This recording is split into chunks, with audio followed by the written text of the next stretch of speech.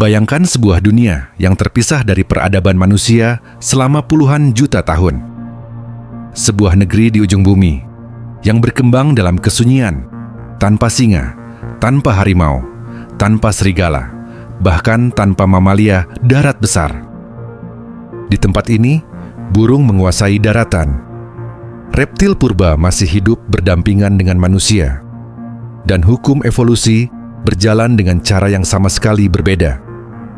Negeri itu adalah New Zealand, sebuah negara kepulauan di Samudra Pasifik Selatan yang menyimpan salah satu keanekaragaman hayati paling unik di planet bumi. Selama lebih dari 80 juta tahun, New Zealand terisolasi dari benua lain setelah terpisah dari superbenua Gondwana. Isolasi ini membuat jalur evolusi satwanya berkembang tanpa campur tangan predator mamalia besar. Sedikit informasi bagi kalian yang belum tahu, proses terbentuknya benua Gondwana. Pada masa itu, hampir seluruh daratan di bumi menyatu membentuk satu superbenua raksasa bernama Pangea.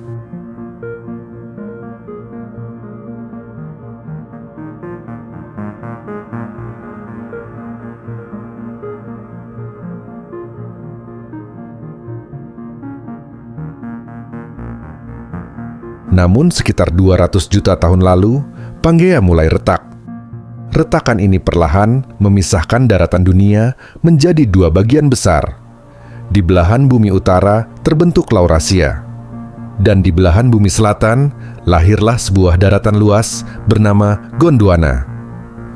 Gondwana bukan sekadar benua biasa, ia adalah rumah bagi Afrika, Amerika Selatan, Antartika, Australia, India, dan sebuah daratan kecil yang kelak menjadi salah satu wilayah paling unik di dunia, New Zealand.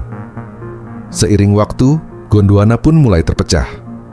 Daratan-daratan itu bergerak perlahan, hanya beberapa sentimeter per tahun. Namun selama jutaan tahun, pergerakan kecil ini mengubah wajah planet sepenuhnya. Sekitar 80 juta tahun lalu, New Zealand terpisah lebih awal dari Gondwana. Ia hanyut sendirian ke selatan Samudra Pasifik, semakin jauh dari daratan lain. Isolasi ini menciptakan sebuah dunia yang berbeda, tanpa mamalia darat besar, tanpa predator seperti singa, serigala, atau harimau. Hanya hutan, gunung, dan kehidupan yang berkembang tanpa ancaman. Di tempat inilah, evolusi berjalan dengan cara yang tidak biasa. Akibatnya, burung tidak perlu terbang untuk menghindari bahaya. Mereka berkembang menjadi makhluk darat. Banyak di antaranya kehilangan kemampuan terbang, membangun sarang di tanah, dan bahkan menjadi hewan nokturnal. Namun, keunikan ini juga menjadi kelemahan besar ketika manusia akhirnya tiba. Di episode ini, kita akan menjelajahi satwa-satwa paling langka dan unik di New Zealand. Dari burung ikonik kiwi, kakapo yang hampir punah, hingga tuatara, reptil purba yang telah hidup sejak zaman dinosaurus. Kita juga akan menyelami kisah kepunahan massal, dampak kedatangan manusia, dan perjuangan konservasi modern yang berupaya menyelamatkan sisa-sisa keajaiban evolusi ini.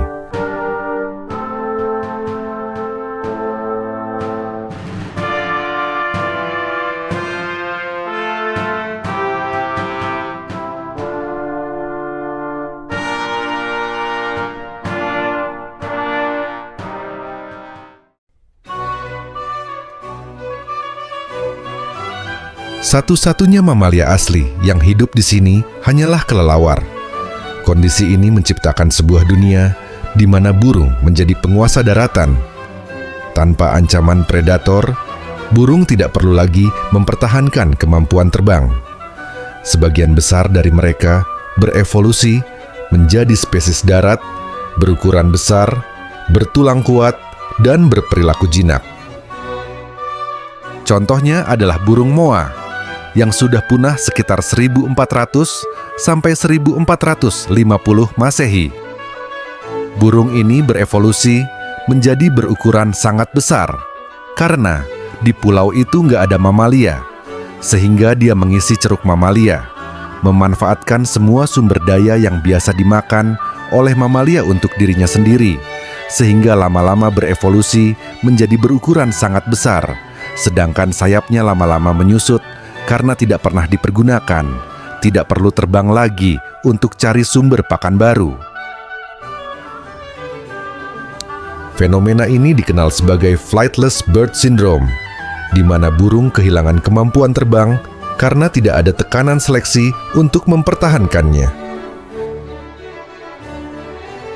Selain burung, New Zealand juga menjadi rumah bagi reptil purba yang telah punah di tempat lain, yakni tuatara. Spesies ini bertahan hidup hampir tanpa perubahan signifikan selama lebih dari 200 juta tahun, menjadikannya salah satu fosil hidup paling penting di dunia. Namun, semua keseimbangan ini berubah drastis ketika manusia pertama tiba sekitar abad ke-13.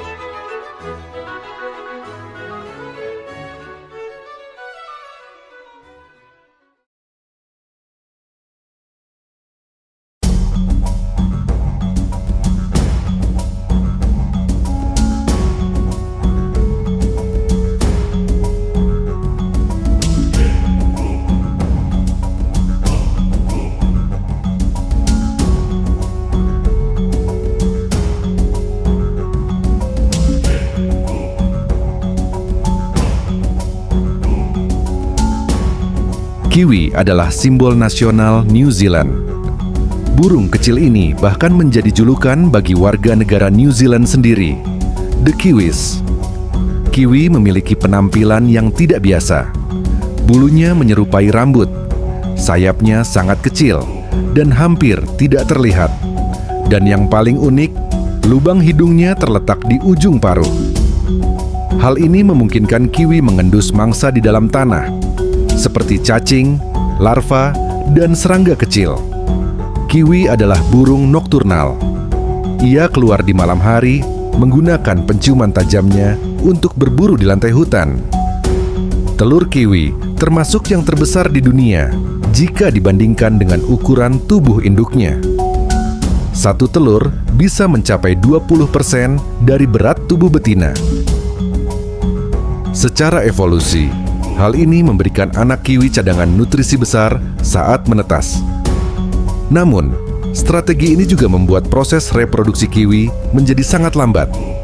Ancaman terbesar kiwi saat ini bukanlah manusia secara langsung, melainkan predator introduksi seperti anjing, kucing, dan musang.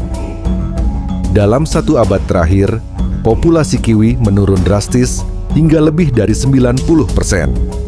Tanpa program konservasi intensif, burung ikonik ini mungkin hanya tinggal kenangan.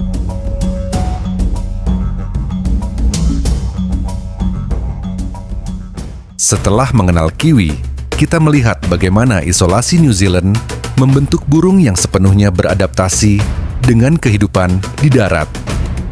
Burung nokturnal, penciuman tajam, dan tubuh yang tidak lagi bergantung pada sayap. Namun, kiwi bukan satu-satunya hasil dari eksperimen alam ini. Di hutan-hutan New Zealand, evolusi melangkah lebih jauh. Ia tidak hanya menciptakan burung yang kehilangan kemampuan terbang, tetapi juga seekor burung beo, cerdas, besar, dan sama sekali berbeda dari kerabatnya di belahan dunia lain. Jika kiwi adalah simbol keheningan malam New Zealand, maka burung berikutnya adalah simbol keanehan dan kerentanan evolusi. Inilah kakapo, burung beo terbesar di dunia, yang tidak bisa terbang, aktif di malam hari, dan menjadi salah satu spesies paling langka di planet ini.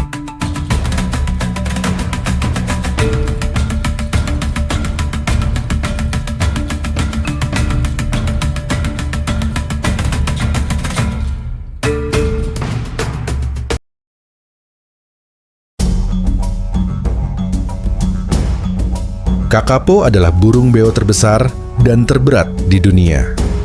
Tidak seperti burung beo lain yang lincah dan berisik, kakapo bergerak lambat, pendiam, dan aktif di malam hari. Berat tubuhnya bisa mencapai 4 kg, membuatnya mustahil untuk terbang. Sebagai gantinya, Kakapo memanjat pohon menggunakan paruh dan cakar yang kuat, lalu meluncur turun untuk berpindah tempat. Sistem reproduksi kakapo termasuk yang paling unik di dunia burung. Setiap beberapa tahun, ketika pohon rimu berbuah lebat, kakapo jantan akan berkumpul di lokasi tertentu, menggali cekungan di tanah, lalu mengeluarkan suara bass frekuensi rendah yang dapat terdengar hingga jarak 5 km.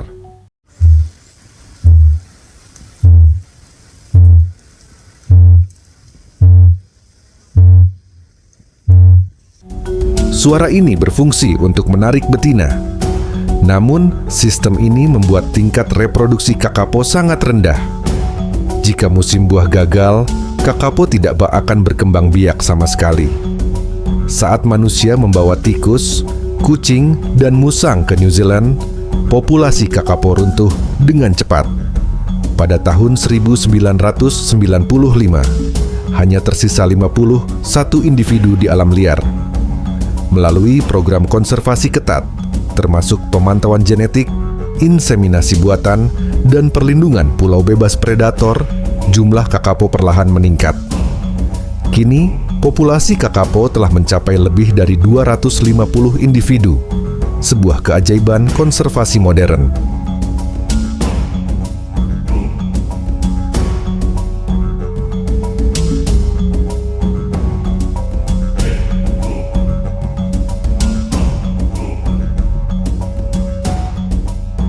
Kakapo adalah simbol keheningan hutan malam.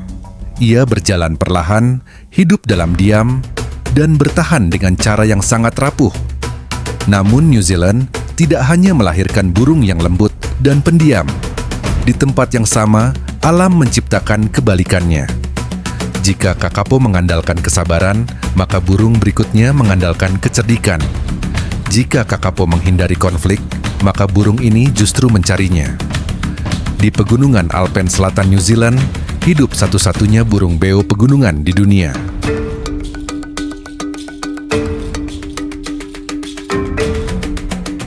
Inilah Kea, burung paling cerdas di New Zealand, dan salah satu burung terpintar di planet ini.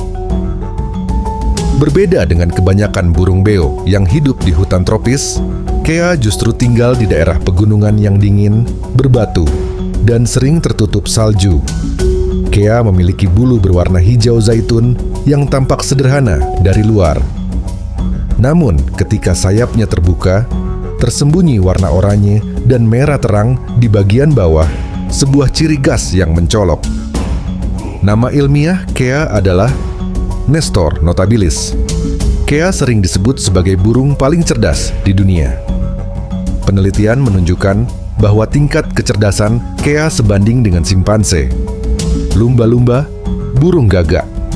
Kea memiliki otak yang relatif besar dibandingkan ukuran tubuhnya, sebuah indikator penting kecerdasan pada burung. Mereka mampu memecahkan teka-teki berlapis, menggunakan logika sebab akibat, dan belajar dari sesama Kea, mengingat solusi dalam jangka panjang. Dalam sebuah eksperimen, Kea mampu memecahkan puzzle mekanis yang gagal diselesaikan oleh beberapa primata.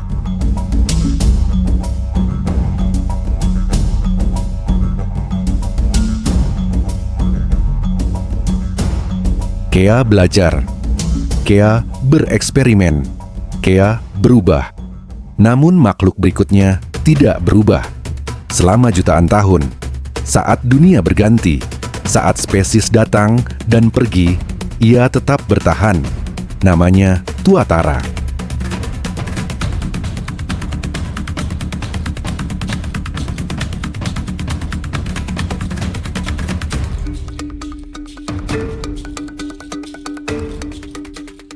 Di dunia modern, sebagian besar reptil yang kita kenal adalah hasil evolusi yang relatif mudah. Kadal, ular, dan buaya terus berubah mengikuti zaman. Namun di New Zealand, ada satu makhluk yang seolah menolak berubah. Namanya tuatara, dengan nama ilmiah Sphenodon punctatus. Sekilas, tuatara tampak seperti kadal biasa. Namun penampilan itu menipu. Tuatara bukan kadal dan bukan pula kerabat dekat ular. Ia adalah satu-satunya spesies yang tersisa dari kelompok reptil purba bernama Rhynchocephalia. Kelompok Rhynchocephalia muncul sekitar 240 juta tahun lalu, jauh sebelum dinosaurus mendominasi bumi. Pada masanya, kelompok ini tersebar luas di hampir seluruh dunia. Namun seiring perubahan iklim, pergeseran benua, dan munculnya predator baru, hampir semua anggotanya punah. Hampir semua, kecuali satu. Tuatara bertahan hidup di New Zealand karena satu alasan utama, isolasi geografis. Saat Gondwana terpecah dan New Zealand terpisah sekitar 80 juta tahun lalu, tuatara ikut terbawa dan terisolasi dari dunia luar. Tuatara memiliki ciri-ciri biologis yang tidak dimiliki reptil modern lain. Tuatara memiliki mata parietal, sering disebut mata ketiga. Mata ini tidak digunakan untuk melihat, melainkan berfungsi mendeteksi cahaya dan membantu mengatur ritme biologis dan suhu tubuh. Mata ketiga ini adalah ciri purba yang telah hilang pada hampir semua vertebrata modern. Berbeda dengan kadal, gigi tuatara tidak terpisah, tidak diganti, tapi menyatu langsung dengan tulang rahang. Struktur ini sangat primitif dan unik di antara reptil hidup. Tuatara aktif pada suhu 5-20 derajat Celcius, bahkan bisa berburu saat suhu mendekati titik beku. Ini menjadikannya reptil dengan toleransi dingin terbaik di dunia, sangat berbeda dari reptil tropis. Tuatara adalah simbol kesabaran evolusi.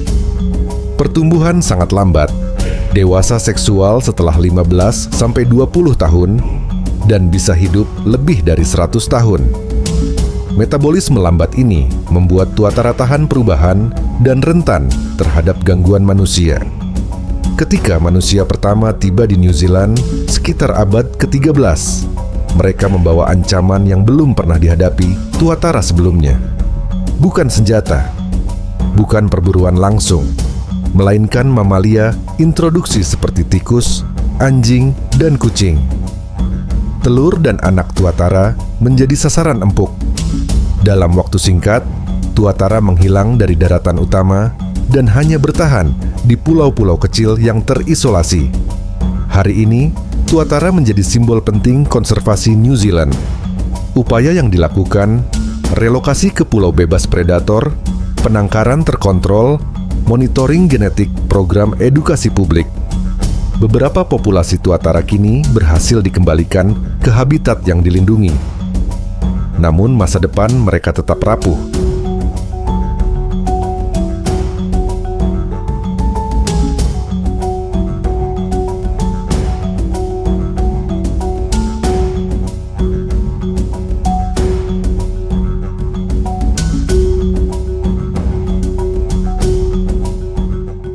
Di episode selanjutnya kita akan membahas lebih banyak satwa endemik asli New Zealand seperti ini, dan mungkin masih banyak lagi satwa lain yang akan dibahas. Jadi klik subscribe dan aktifkan loncengnya ya.